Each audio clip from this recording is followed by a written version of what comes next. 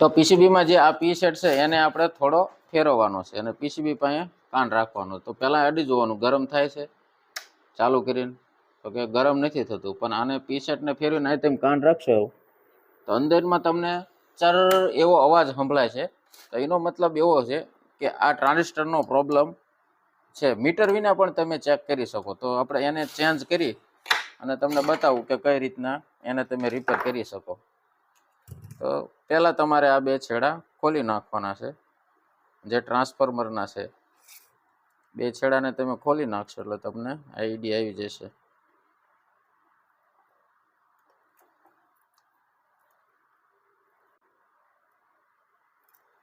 એની પાછળ તમારે બે ડાયોડ પણ બદલવાના છે.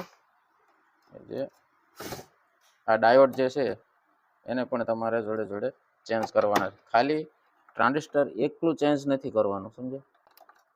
તો આપણે એને કાઢી નાખ્યું છે. તો વિડીયોમાં તો આપણે ટ્રાન્ઝિસ્ટરને કાઢી નાખશું અને ચેક કરશું કે ભાઈ ચાલુ થાય છે કે નહીં.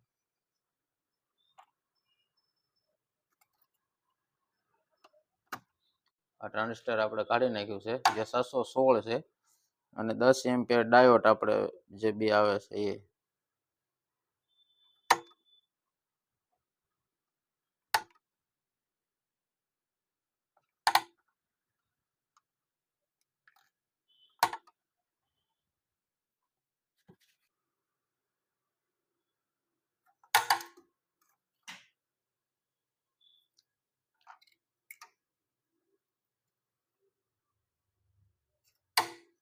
આપણે એના વોલ છે એ કમ્પ્લીટ ખોલી નાખશું અને પછી એને લગાવી દઈશું.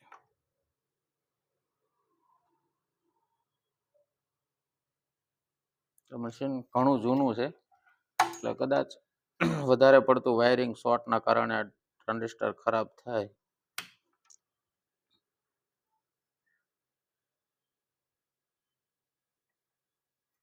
આપણે હોલ ચોખા કરી નાખ્યું છે અને આ ચેન્જ કરવાનું છે ડાયોડ અને બે ડાયોડ.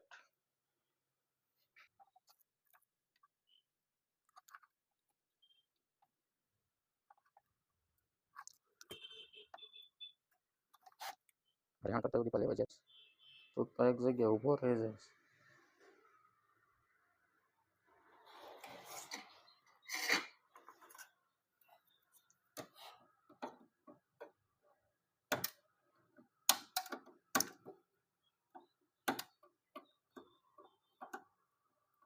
આપણે ચેન્જ કરી નાખ્યું છે. હવે આપણે ટ્રાન્સફોર્મરના શેડા દઈ બતાવું કે ભાઈ રિપેર થયું છે કે નહીં.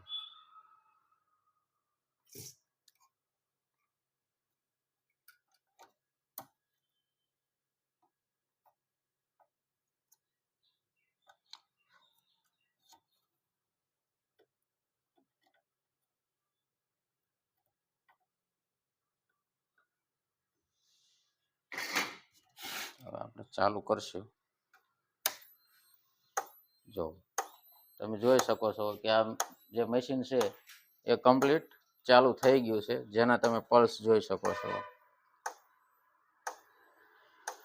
છે તો આ રીતના મશીન તો જુઓ કેટલો પાવર કાઢે છે. તમને બતાવો. આ થઈ ગયું છે મશીન રિપેરિંગ. જુઓ લાઈવ ટેસ્ટિંગ.